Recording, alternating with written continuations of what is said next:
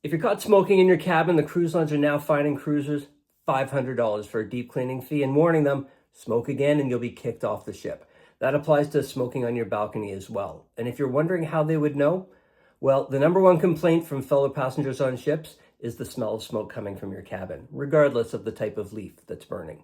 You likely know that fire is the largest threat on a cruise ship, so smoking in your cabin rarely comes with a simple warning. The smell travels even further on your balcony. And don't forget that the ships have thousands of cameras, both inside and outside.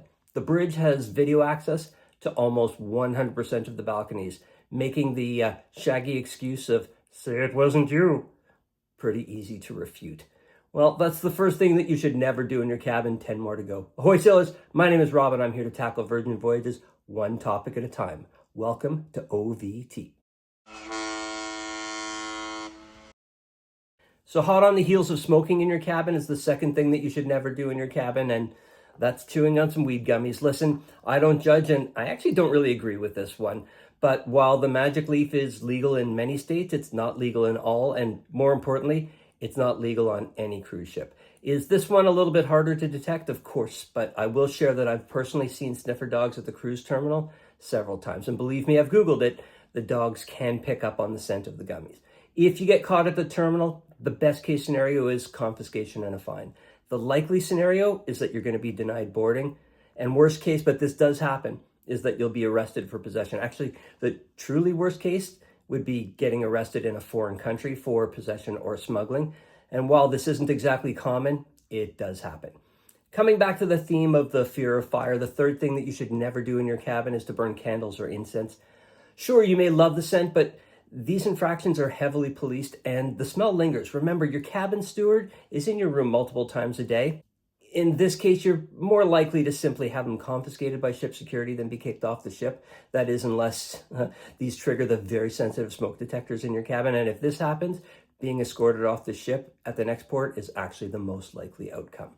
The fourth thing that you should never do in your cabin is the last one related to fear of fire, and that's trying to sneak on your own clothes iron or steamer. Pretty much anything with a heating element in it is a no-no. Will they get you a lifetime ban from the cruise line? Of course not, but it will get you confiscation and the talk from ship security. This is one of the most confiscated items on embarkation. Remember that they scan both your carry-on bags as well as your check bag, so it's unlikely that these are going to make it past the prying eyes. Before sharing the other things that you should never do in your cabin, while not new to cruising, I am a pretty new YouTuber, so if you'd be willing to hit the subscribe button down there, that one right over there, I'd be grateful. And maybe that like button as well. Thank you in advance. Let's get back into it with the fifth thing that you should never do in your cabin. Actually, this is specifically for your balcony. Remember my comment before about those thousands of cameras? Keep in mind that if you want to sunbathe nude on your balcony or get a little frisky, in addition to the cameras, also take note that there are often fairly wide gaps between the metal dividers and the railings, and nosy neighbors are not exactly unheard of on cruise ships. Let's stick with the balcony for the sixth thing that you should never do in your cabin, and that's to hang wet clothes on your balcony. Sure, you can probably get away with it if you're in port, but know two things. First, you will absolutely get a visit from security if you hang anything over your railing, although if you're a little bit more discreet, you should be fine. And second, know that as items dry and they get lighter, if you leave them on tables and chairs while the ship is sailing, they have a tendency to blow away. Use the clothesline in your shower or the hooks in your bathroom and save yourself from having to deal with either of those repercussions. The seventh thing you should never do in your cabin is also related to your balcony, and that is to never open your cabin door and your balcony door at the same time, especially while the ship is sailing.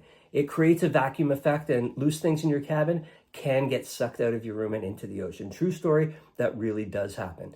Also, know that when your balcony door is open, the AC in your cabin shuts off. Slide it behind you when you're outside to keep the AC going, or at least to prevent the hot, humid air from getting inside, especially when you're cruising to warm weather destinations. Leaving your curtains open while you're in port is the eighth thing that you should never do in your cabin. Related to the advice I just gave, this one applies mostly to sunny destinations. Just look at that beautiful glass wall you paid hundreds of dollars for. In addition to being incredible to see out of, it also lets in an equal amount of sunlight and heat. We've made the mistake of leaving the curtains open and coming back to a cabin that was probably close to 90 degrees. Learn from my mistakes. The ninth thing that you should never do in your cabin is to take things that belong to the ship. I mean, you can, but just know in advance that they don't hesitate to charge your credit card for them. I'm not talking about freebies like the tote bags that some cruise lines give you or the water bottles that others include in your cruise fare. I'm talking about the things like beach towels, no matter how good they'd look at home on your shelves, or things like the bathrobes that some cabins include, or even the binoculars that are clearly marked as being for your enjoyment on the ship.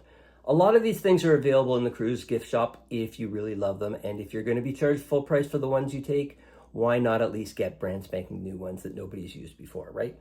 Almost wrapping things up, the 10th thing that you should never do in your cabin is play excessively loud music. I know a few people who like to play music or crank up the TV while they're in the shower or just as part of their pre-night out ritual.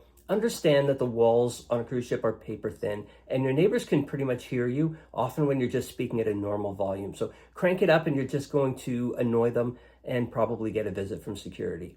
You have to live with the people next door for a week or more, so be a good neighbor. And then finally, the 11th thing that you should never do in your cabin could be a costly one. Don't leave any valuables on display.